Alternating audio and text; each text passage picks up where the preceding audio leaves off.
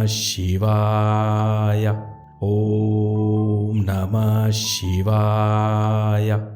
दोस्तों, आज का यह वीडियो बहुत ही धमाकेदार, रहस्यमयी और सच्चे शिव भक्तों के लिए बहुत ही विशेष होने वाला है, जहां आप तीसरे ज्योतिर्लिंग श्री महाकालेश्वर की जानकारी और इस ज्योतिर्लिंग की उन रहस्यमयी, विलक्षण और दिमाग को चकरा देने वाली बातों को जानने वाले हैं, जिसे जानकर आपकी शिव में आस्था और ईश्वरीय प्रेम बढ़ने वाला है। अतः वीडियो को बिना स्किप किए अंत तक अवश्य देखें और कमेंट में जय महाकाल लिखना ना भूलें। एक बार करके तो देखें, शिव महाकाल साक्षात आपकी रक्षा अवश्य करेंगे। बातें जो आपको ज्ञात होने वाली हैं। महाकाल भस्म आरती का सच। क्या आरती में प्रयोग होती है मुर्दों की राख? एक ऐसा गुप्त मंदिर जो श्री महाकालेश्वर से सट कर खड़ा है, लेकिन उसे कोई विरला ही जानता है। भक्त हो या फिर आत्मा जिसने आधी रात को महाकाल की आरती की। दुनिया के समस्त शिवलिंग अथवा ज्योतिर्लिंग उत्तरमुखी हैं, परंतु महाकाल की दिशा उलट। ऐसा क्यों है? वह गुप्तराज जिसके चलते बड़े से बड़ा नेता अथवा मंत्री रात को उज्जैन में रुक नहीं पाता। तो चलिए फिर कथा सहित इन बातों की पड़ताल करते हैं। वीडियो लयबद्ध तरीके से चलेगी, जिसमें इन सभी प्रश्नों के उत्तर एक एक करके आपके सम्मुख आते जाएंगे। तो फिर चलिए वीडियो को आगे बढ़ाते हैं। शिव पुराण की कोटि रुद्र संहिता के 16वें अध्याय में भगवान श्री महाकाल के संबंध में श्री सूक्त जी बताते हैं कि एक बार अवंती नगरी वर्तमान का उज्जैन में एक वेद पाठी और प्रकांड ब्राह्मण रहा करते थे, जो प्रतिदिन घर में अग्नि की स्थापना कर अग्निहोत्र करते थे तथा जग कल्याण हेतु विभिन्न वैदिक कर्मों एवं अनुष्ठानों में लगे रहते थे। भगवान शिव में उनकी आस्था और अटूट भक्ति एकदम बेजोड़ थी। वह प्रतिदिन एक पार्थिव लिंग का निर्माण कर और शास्त्रों के अनुसार उसका पूजन इत्यादि किया करते थे और उत्तम ज्ञान और भक्ति के लिए अपने प्राणों तक को न्यौछावर करने के लिए तत्पर रहते थे। देवता समान इन ब्राह्मण महाराज का नाम वेदप्रिय था। शिव कृपा से उनके 4 पुत्र भी थे, जो उन्हीं के अनुरूप धर्मपरायण, पूर्ण तेजस्वी और पक्के शिव भक्त थे, जिनके नाम क्रमशः देवप्रिया, प्रिय मेघा, संस्कृत और सुब्रत थे। श्री सूक्त जी बताते हैं कि उस समय रतनमाला पर्वत पर दूषण नाम के एक दैत्य ने धर्मपरायण लोगों, साधुओं और ब्राह्मणों पर आक्रमण कर दिया और वह चुन चुनकर उनका वध करने लगा। ब्रह्मा जी से अजयता का प्रदान प्राप्त करके वह दानव पूर्णतः अनियंत्रित और घोर अत्याचारी हो चला था। एक दिन उसने अपने दल बल के साथ अवंती नगर पर आक्रमण कर दिया और अपनी मायावी ताकत से 4 भयानक दानवों को प्रकट कर चारों दिशाओं में छोड़ दिया, जहां जाकर उन्होंने भयंकर नरसंहार किया और मौत का वो तांडव मचाया कि बस पूछिए ही मत। परंतु शिव में सच्ची आस्था रखने वाले उक्त 4 ब्राह्मण भाई उनसे तनिक भी भयभीत नहीं हुए और रोज की तरह नित्य नेम, पूजा पाठ और अपनी शिव भक्ति में लगे रहे, जबकि अवंती नगर के अन्य ब्राह्मण उन दानवों से घबराकर इधर उधर भागने लगे। जिस पर 4 ब्राह्मण बंधुओं ने उन्हें दैत्यों से ना घबराने और शिव की भक्ति में लीन रहने की शिक्षा दी और समझाया कि आप घबराएं नहीं, वरन देवों के देव श्री महादेव का ध्यान करें। और ऐसा करते करते वह स्वयं भी शिव की गूढ़ भक्ति और तपस्या में लीन हो गए।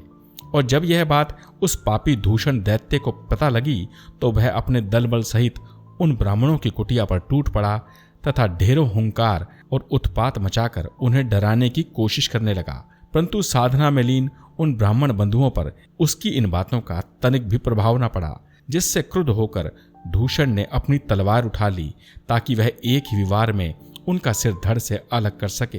कहते हैं परंतु जैसे ही उसने अपनी तलवार उठाई, एक भीषण गर्जना हुई और धरती थरथर कांपने लगी और एक तेज आवाज के साथ उस स्थान पर एक विशाल गड्ढा बन गया, जिसमें वह समस्त दानव गिरकर फंस गए।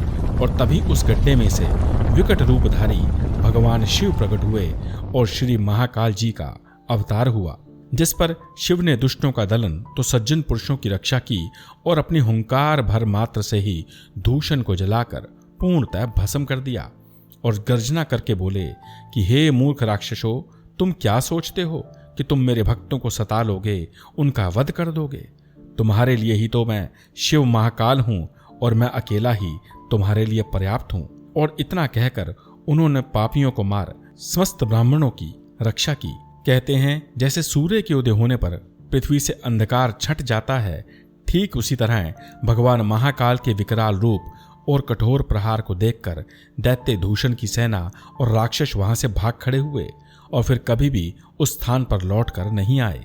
वर्णित है कि भगवान महाकाल के अवतरण और ब्राह्मणों की भक्ति से प्रफुल्लित होकर देवताओं ने ढेरों पुष्प वर्षा और शंखनाद किया था। अंत में भगवान महाकाल ने कहा कि मैं आप वेद पाठी बंधुओं की सच्ची भक्ति और विश्वास को देखकर अति प्रसन्न हूँ और चाहता हूँ कि आप मुझसे कोई वर मांगे।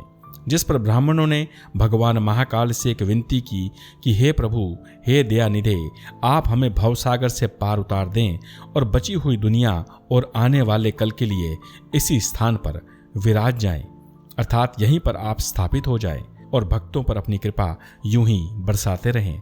जिस पर महाकाल ने उन ब्राह्मणों को मोक्ष दिया और जग कल्याण हेतु उसी स्थान पर ज्योतिर्लिंग स्वरूप में विराजमान हो गए।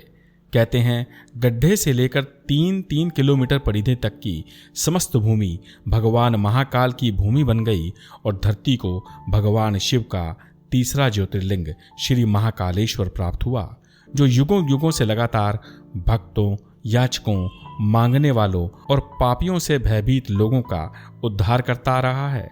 तो सभी जन मिलकर बोलें कि कालों के काल बाबा शिव महाकाल की जय हो और ओम नमः शिवाय।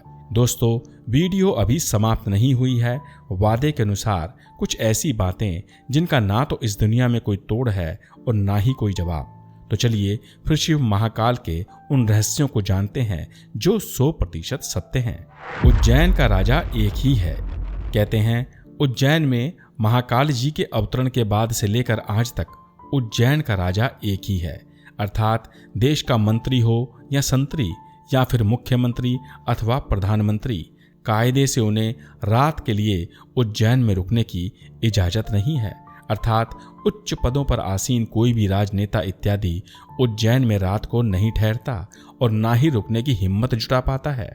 कहते हैं देश के चौथे प्रधानमंत्री मोरारजी देसाई मंदिर दर्शन के बाद उज्जैन में एक रात के लिए रुक गए थे और ठीक 24 घंटे के बाद ही उनकी सरकार गिर गई थी। और कुछ ऐसा ही कर्नाटक के मुख्यमंत्री येदियुरप्पा जी के साथ भी हुआ, जब वह भी दर्शन के बाद उज्जैन में रुक गए और कहते हैं अल्प समय में ही उन्हें अपने पद से त्याग पत्र देना पड़ा था। कुछ नास्तिक लोग इसे मात्र संयोग मानते हैं, परंतु महाकाल की ताकत को नकार पाना किसी के बूते की बात नहीं है। भगवान की भस्म आरती। अगली बात जुड़ी है महाकाल की भस्म आरती से, जिसकी शुरुआत तभी से है जब महाकाल ने स्वयं दैत्य दूषण को भस्म करके उसकी राख को अपने शरीर पर धारण किया था, जो संदेश था कि व्यर्थ का गुमान ठीक नहीं, अंततः सबने राख होकर शिव में ही लीन हो जाना है। तो इस प्रकार तब से लेकर आज तक भस्मा आरती का वह नियम बदस्तूर जारी है। चिता की राख और भस्मा आरती का विधान। कहते हैं वर्षों पूर्व से ही ज्योतिर्लिंग की आरती चिता की भस्म से ही की जाती है और इसी से ही भगवान महाकाल का श्रृंगार भी होता है। एक लोक कथा के अनुसार प्राचीन काल में प्रतिदिन एक मुर्दे अर्थात शव की राख से भस्मा आरती की जाती थी, परंतु एक दिन ऐसा भी आया जब उज्जैन के शमशान में एक भी शव नहीं पहुंचा और भगवान की आरती का नियम टूटने वाला था, जिस पर मंदिर के एक पुजारी जो एक सच्चा शिव भक्त था ने अपने पुत्र की बलि दे उसके शव की भस्म से महाकाल की आरती को संपन्न किया। कहते हैं जिससे प्रसन्न होकर भगवान शिव ने स्वयं उसे दर्शन दिए थे और पुजारी के पुत्र को जीवित कर दिया था और तभी यह एक आदेश भी जारी किया था कि आज के बाद उनकी भस्मा आरती चिता की राख से नहीं वरन कपिला गाय के गोबर से बने उपलों इत्यादि से की जाएगी। और तब से लेकर आज तक उन्हीं उपलों अर्थात कंडों के अलावा शम्मी, पीपल, बड़, पलाश, अमलतास और बेर के वृक्षों की लकड़ियों को जलाकर भस्म को तैयार किया जाता है और उसी से ही श्री महाकाल जी की आरती भी होती है। रहस्यमयी श्री नागचंद्रेश्वर मंदिर। श्री महाकालेश्वर मंदिर के बारे में तो समस्त दुनिया जानती है, परंतु श्री नागचंद्रेश्वर मंदिर से दुनिया अनजान है। आपकी जानकारी के लिए बता दूं कि वर्तमान का महाकालेश्वर शिवालय एक नहीं वरन 3 खंडों में विभाजित है, जिसके गर्भ में है श्री महाकाल महाकालेश्वर, मध्य खंड में है श्री ओमकालेश्वर तथा भवन के सबसे ऊपरी खंड में विराजमान है श्री नागचंद्रेश्वर जी। जी हाँ, बिल्कुल ठीक सुना आपने, श्री नागचंद्रेश्वर मंदिर, जिसमें विराजमान नागराज तक्षक की प्रतिमा के ठीक ऊपर सुशोभित हैं भगवान शिव और उनका संपूर्ण परिवार। आपको जानकर हैरानी होगी कि इस मंदिर के कपाट वर्ष में सिर्फ एक ही बार खुलते हैं और वो दिन होता है नागपंचमी का, अर्थात आप मात्र इसी दिन ही इस मंदिर में दर्शन को आ सकते हैं। दक्षिण मुखी शिवलिंग। संसार के समस्त शिवलिंग अथवा ज्योतिर्लिंगों की जलाधारी उत्तर दिशा की ओर होती है। ऐसी मान्यता है कि कैलाश पर्वत धरती की उत्तर दिशा में स्थित है, जिसके चलते आप जो कुछ भी भगवान शिव अथवा शिवलिंग पर अर्पण करते हैं वह कैलाश पर विराजमान भगवान शिव जी को प्राप्त होता है। परंतु महाकालेश्वर ज्योतिर्लिंग उत्तर दिशा की ओर ना होकर दक्षिण मुखी है, जो इस धरती का इकलौता ऐसा शिवलिंग है जो अपने आप में रहस्यमयी और विलक्षण भी है। और ऐसा क्यों है, इसे भगवान शिव महाकाल से अधिक कोई जान नहीं सकता। स्वयंभू ज्योतिर्लिंग। कहा जाता है कि 12 ज्योतिर्लिंगों में से श्री महाकाल ही सर्वोत्तम शिवलिंग है। जैसे कि आकाश में तारक शिवलिंग, पाताल में हाक्टेश्वर शिवलिंग, तो धरती पर महाकालेश्वर शिवलिंग को सर्वोत्तम माना गया है। मान्यता है कि महाकाल भगवान का यह शिवलिंग अथवा ज्योतिर्लिंग स्वयंभू है, जिसकी संपूर्ण कथा आप अभी इस वीडियो में ऊपर सुन चुके हैं। इसके अलावा दुनिया भर में काल गणना की नगरी कहे जाने वाले उज्जैन में मान्यता है कि भगवान महाकाल ही समय को चलाते एवं नियंत्रित करते हैं और भगवान श्री काल भैरव काल का नाश करने वाले हैं।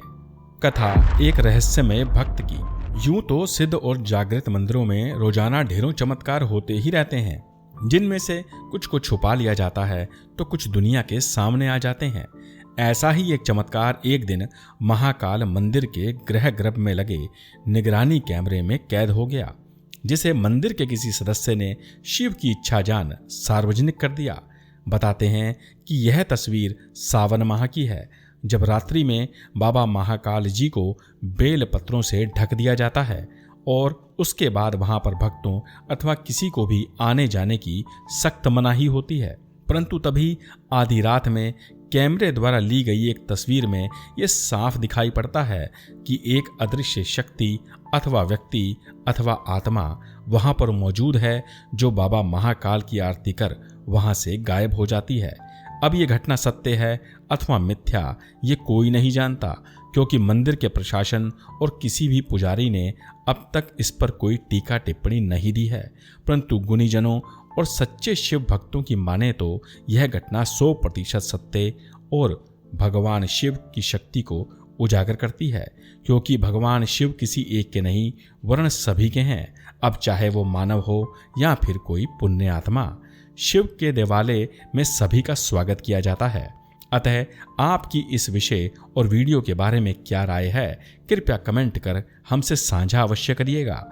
शिव आपका कल्याण करें, यही मेरी महादेव जी से कामना है। हमें आपके सहयोग की आवश्यकता है, अतः शिव से प्रेम हो तो कृपया इस वीडियो को और हमारी अन्य सभी वीडियो को समाज में साझा अवश्य करें और चैनल को सब्सक्राइब कर वीडियो को लाइक और कमेंट में जय महाकाल लिखना ना भूलें। अंत में एक ही बात कहूँगा, ओम नमः शिवाय, हर हर महादेव, हर हर महादेव, हर हर महादेव। ओम नमः शिवाय, ओम नमः शिवाय।